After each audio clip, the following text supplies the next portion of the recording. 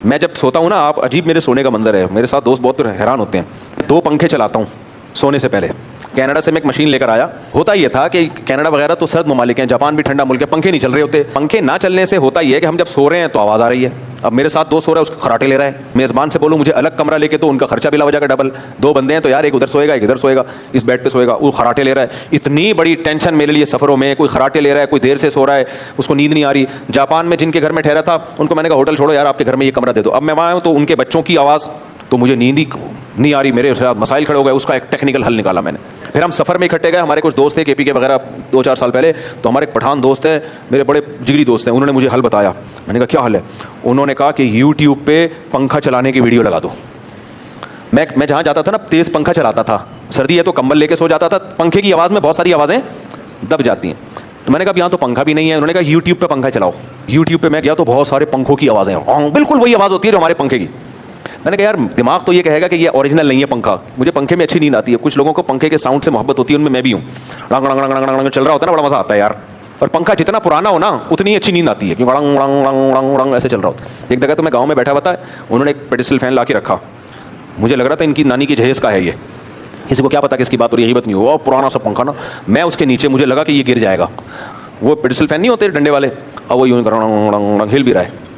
मैंने कहा भाई ये गिरेगा। वो कह रहे नहीं गिरेगा, ये हमारी बहुत पुराना है। मैंने कहा ये बता रहा है कि मैं गिरने वाला हूँ, और आप हैरान हो गए गिर गया।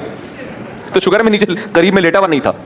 मैं बात कर रहा हूँ और वो गिर गया। तो लेकिन वो रंग रंग के अपना बिल्कुल, अगर खामोशी हो ना, नींद नहीं आती इंसान को उसमें। मेरी है, हर आदमी का अपना उसूल होता है। ट्रेन में कितनी अच्छी नींद आती है, ठक ठक ठक ठक, उसी को आदमी आदी हो जाता है ना, ठक ठक सुन के। जहाज़ में कितना शोर होता है लेकिन लोग सो रहे होते हैं। शोर अगर कंटिन्यूसली एक ही फ्रीक्वेंसी के साथ हो ना तो वो लोरी बन जाता है, वो फिर शोर नहीं रहता। हाँ एकदम से कोई छींक रहा है आ करके, और कोई नाक साफ कर रहा है, कोई खराट, फिर नहीं नींद आती इंसान को। तो जो मेरे दोस्त थे खराटे वाले, उनको भी मैं कहता था कंटिन्यूसली अगर एक ही फ्रीक्वेंसी के साथ आप खराटे लो ना तो मैं सो जाऊंगा। लेकिन तुम्हारी फ्रीक्वेंसी क्या होती है यार, थोड़ी देर के बाद चेंज। कभी नाक से आवाज़ निकाल रहे हो, वो अलग फ्रीक्वेंसी के साथ एकदम गले में आ जाओगे। अंदर जाने की फ्रीक्वेंसी अलग है, बाहर निकालने की अलग है। तो ये नहीं होता भाई, ये बर्दाश्त नहीं हो रहा। एक फ्रीक्वेंसी के साथ अगर कंटिन्यूसली खराटे लो, फिर चुप नहीं होना, फिर चुप होकर दोबारा खराटे मारोगे, फिर नींद खराब होगी। लेकिन वो इस पर अमल नहीं करते, इसलिए तो उसका बेहतरीन हल मैंने सोचा। तो मुझे हमारे दोस्त ने बोला यार पंखा यूट्यूब पे लगा लो। यूट्यूब पे ना बारिशों की आवाज़ें भी हैं, पंखे की आवाज़ें भी हैं, बहुत सारी आवाज़ें, जो पसंद हो वो लगा के सो जाओ आप। तो वो मुझे बड़ी ज़बरदस्त चीज़ मिल गई। तो मैं यूट्यूब पे ज़ोर से पंखा लगा के ना, पंखे की आवाज़। उसमें होता है शुरू में तो आदमी को लगता है फेक है, थोड़ी देर में आदमी भूल जाता है और वो यही समझता है कि ये पंखा ही चल रहा है। तो मुझे बड़ी ज़बरदस्त चीज़ हाथ में आ गई। तो अब मैं जब कनाडा गया, हमारे एक दोस्त हैं, उन्होंने कहा कि मुफ्ती साहब यहाँ तो बाकायदा ऐसी मशीनें मिलती हैं पंखे की आवाज़ों की, क्योंकि मोबाइल में तो कभी चल रहा है, फिर मोबाइल की बैटरी। तो उन्होंने मुझे मशीनें दी। मैंने कहा मुझे 5 मशीनें चाहिए, क्योंकि चारों घरों में एक एक रखूँगा और एक अपने साथ कभी सफ़र में। तो 5 मशीनें उन्होंने मेरे लिए अरेंज की। तो अब वो मैं घर में लगाता हूँ, वो लगाया स्विच और पंखा ज़ोर से चलना शुरू। पंखे की आवाज़ चेंज करना चाहते हैं तो उसमें ऑप्शन है। अगर आप चाहते हैं बारिश की आवाज़ लगाएं, तेज़ बारिश हो रही है, वो लगा दें आप। उसका फ़ायदा क्या होता है, इतनी लंबी मैंने आपको कथा सुना दी। एक तो इसलिए कि अगर किसी को ये मसला मेरी तरह है तो वही इस ऑप्शन को इस्तेमाल कर सकते। उससे फ़ायदा ये होता है बच्चों के शो। आज क्या हुआ, आज मैं जो रात को मैं नहीं सोया, ना फजर के बाद भी बहुत कम सोया। आज मैंने बयान करना था, मैं जाग के मेरी खोपड़ी बिल्कुल आउट, और मैंने कहा मुझे लाजमी 1.5 से 2 घंटे की नींद चाहिए, वरना मैं बयान नहीं कर पाऊंगा, ना हो जाएगा बयान का। तो अब मैं जब घर गया हूँ तो हमारे रिलेटिव आए हुए थे, कुछ बच्चों के शोर शराबे। तो मैंने कहा यार ये तो नींद का मसला ख़राब। तो मैंने अपना कमरा बंद करके 2 पंखे चलाए, मशीन वाला भी मोबाइल वाला भी। मशीन वाला भी फुल आवाज़ में और मोबाइल वाला भी। मोबाइल में ऐप इंस्टॉल कर दिए, फिर वो अपने कान 2 इतने पावरफुल पंखे चले। शुरू में थोड़ी तकलीफ होती है, क्या शोर हो रहा है, शुरू में होती है थोड़ी। नया आदमी कहेगा भाई क्या शोर शराबा लगाया हुआ है भाई, होती है। लेकिन 5-10 मिनट के बाद आदमी शोर शराबे को भूल जाता है। तो ऐसा 1.5 घंटा गहरी नींद सोया हूँ, उठा तो पंखे दोनों फुल स्पीड से चल रहे थे। समझते हो कि नहीं समझ? तो ये तो खैर आपके लिए एक पैकेज मैंने बताया है कि शोर शराबे में इस पैकेज को इस्तेमाल करें। उससे क्या होगा, उससे शोर ख़त्म नहीं हो जाएगा। शोर ख़त्म करने के लिए जहाँ से शोर शुरू है ना, वहाँ जाके ख़त्म करना पड़ेगा। इस शोर में, इस नए शोर में पुराना शोर दब जाएगा। तो ये तो नींद के लिए एक टोटका है, लेकिन ये असल शोर का इलाज नहीं है, ये बेख्वाबी का तो इलाज है। शोर के इलाज के लिए मेरे भाई जो बच्चे चीख रहे हैं उनकी ट्यूनिंग और सर्विस करनी पड़ेगी। समझ रहे हो? तो हसद की बेस पे जो बुराइयां इंसान कर रहा होता है, वो बुराइयां पंखे चलाने से ठीक नहीं होती। उसके लिए हसद को ख़त्म करना पड़ेगा, जेलिसी को ख़त्म करना पड़ेगा। जैसे गाड़ी में अगर शोर आ रहा है, आप मैकेनिक के पास गए, यार मेरी मैं जब चलाता हूँ शोर शराबे की आवाज़ आती है, उसने मेरे पंखे वाली मशीन लगा दी आपकी गाड़ी में कि ये चला लिया करो, दोनों पंखे चलाओ, मशीन वाला भी और मोबाइल वाला भी। आपने कहा ये चलाने से क्या होगा, मोबाइल की एलईडी में लगा दी उसने, ये फुल स्पीड में चलाया करो, उससे क्या होगा, आपको शोर की आवाज़ तंग कर रही है ना, वो आवाज़ नहीं आएगी आपको। तो वहाँ ये लॉजिक चलेगी? बोलो, बोले कि भाई आवाज़ जो आ रही है ना गाड़ी में, तो इससे ये जो पंखे चला के मैं गाड़ी में सो तो जाऊंगा, लेकिन गाड़ी का तो बेड़ा गर्क हो जाएगा ना। तो गाड़ी का फॉल्ट पकड़ भाई, तू कहाँ से आवाज़ आ रही है, ये आवाज़ कहाँ से आ रही है।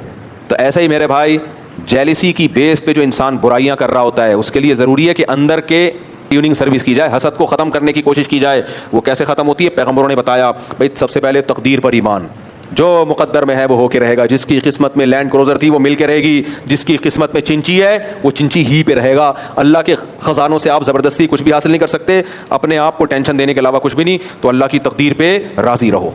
नंबर 2, दुनिया मुसाफिर खाना है। लैंड क्रूज़र वाला भी कुछ दिन में कब्र में कीड़े खा रहे होंगे, रक्शे वाले की भी कब्र में कुछ दिन में कीड़े खा रहे होंगे। ख़त्म। तो क्या ऐसी चीज़ के पीछे भागना जो आर्जी है, क्या ख्याल है अब मैं फ़िरौन से जलना शुरू कर दूँ, फ़िरौन को इतनी बड़ी हुकूमत मिली थी, मुझे क्यों नहीं मिली, भाई वो मर गया, ख़त्म, क्या फ़ायदा। तो आज के जो फ़िरौन है वो भी मर जाएंगे, तो सब खत्म। तो चंद चीज़ें, वो तो एक अलग टॉपिक है, हसद का इलाज कैसे होता है। बताने का मकसद ये है कि अंदर के इंसान को जब तक मैं और आप ठीक नहीं करेंगे उस वक्त तक हम जन्नत में नहीं जा सकते। देखो, कोई किसी को हसद की इलाज की कोशिश कर रहा है, फिर भी हसद ख़त्म नहीं हो रहा, लेकिन वो जिससे हसद हो रही है ना, उस हसद हो रहा है उसको नुकसान नहीं पहुंचाता, सब्र करता है, तो भी जन्नत में चला जाएगा। बाज़ दफ़ा ये होता है कि आपको अपने किसी दोस्त की कामयाबी का सुन के जलने लगे आप, लेकिन आपको एहसास हो गया कि यार ये गलत हो रहा है, मुझे जलना नहीं चाहिए, एहसास हो गया, और आपने उसको कोई नुकसान नहीं पहुंचाया, तो भी ये अल्लाह की रहमत है कि जो चीज़ इख्तियार में ना होना, अल्लाह उस पर गुनाह नहीं देता, सज़ा नहीं देता। तो आप क़यामत के दिन अल्लाह आपसे ये नहीं कहेगा तू जला क्यों, आप कहोगे अल्लाह जला तो था, लेकिन मैं इस जलने पे निदामत थी, मुझे खुद बू आ रही थी अपने अंदर से जलने की, दूसरे को बू आए ना आए, मुझे खुद आ रही थी। तो अगर आपको अपनी बुराई का एहसास भी हो गया तो अल्लाह की रहमत इतनी बड़ी, अल्लाह उस पर भी बख्श देगा। चल भाई, तुझे एहसास तो था ना। तो इसलिए उलमा ने लिखा है कि हसद अगर किसी से पैदा हो रहा है लेकिन आप उसके तकाज़े पे अमल नहीं कर रहे, आप अपने आप को ब्रेक लगा के रखते हो, तो इस पर अजर मिलता है उल्टा, कि आपने मुजाहिदा किया उसके खिलाफ, क्योंकि जो आपके बस में था वो आपने कर लिया। और जो अब जब ऐसा करेंगे तो आहिस्ता आहिस्ता हसद ही ख़त्म हो जाएगा।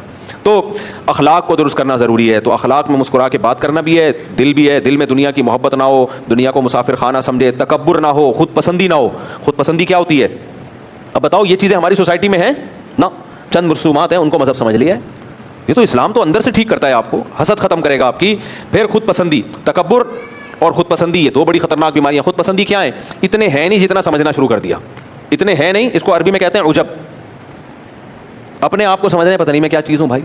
कुछ लोग इस खुद पसंदी में होते हैं, उसका नुकसान क्या होता है कि फिर सामने वाला उस लेवल की रिस्पेक्ट उनको देता नहीं है, तो ये टेंशन में जाते हैं, समझते हैं मैं तो इस लेवल का हूँ। अब 11वें स्केल का आदमी अपने आप को 22वें ग्रेड का समझना शुरू कर दे तो टेंशन में जाएगा कि नहीं जाएगा। लोग तो उसको 22वें ग्रेड वाला प्रोटोकॉल नहीं देंगे, लेकिन उसको नहीं मिलेगा तो वो टेंशन में। तो उसका इलाज क्या होगा, जितने स्केल हैं उसको बताया जाए तेरे इतने हैं, ये वाला अगर तुझे प्रोटोकॉल नहीं मिलता ना तो तेरा गुस्सा ठीक है, लेकिन 22वें वाला नहीं मिलेगा मेरे भाई। एक डॉक्टर है इंडिया का, वो बड़ी दिलचस्प बातें करता है। वो कहता है जो जिम जाने वाले लोग हैं ना वो बूढ़े नहीं होते। वहाँ उसकी जिम से मुराद है जो गैर ज़रूरी, आप देखो ना जिम में जो ये इतने स्पीड ब्रेकर बना रहे होते हैं, ये वाकई सेहत के लिए नुकसानदेह है। क्योंकि आपका वज़न जब बहुत ज़्यादा बढ़ जाता है, बेशक वो मांस का वज़न हो, वो गोश्त का वज़न हो, तो भी हड्डियाँ इतना बोझ उठाती हैं तो इसका नुकसान होता है। तो बॉडी का वेट मेनटेन ही रखना चाहिए, चाहे फैट हो या गोश्त हो। तो वेट बहुत ज़्यादा बढ़ना बहरहाल सेहत के लिए नुकसान देता है। तो उसने बड़ी ज़बरदस्त बात की, उसने कि जो जाते हैं जिम में वो ये बूढ़े नहीं होते। सामने वाले ने पूछा ज़बरदस्त यार, तो बूढ़े नहीं होते? उसने कहा वजह इसकी कि जवानी में ही टपक जाते हैं ये जवानी में ही, हकीकत है, बहुत से ऐसे थोड़े दिनों में वो टहल जाते हैं वो।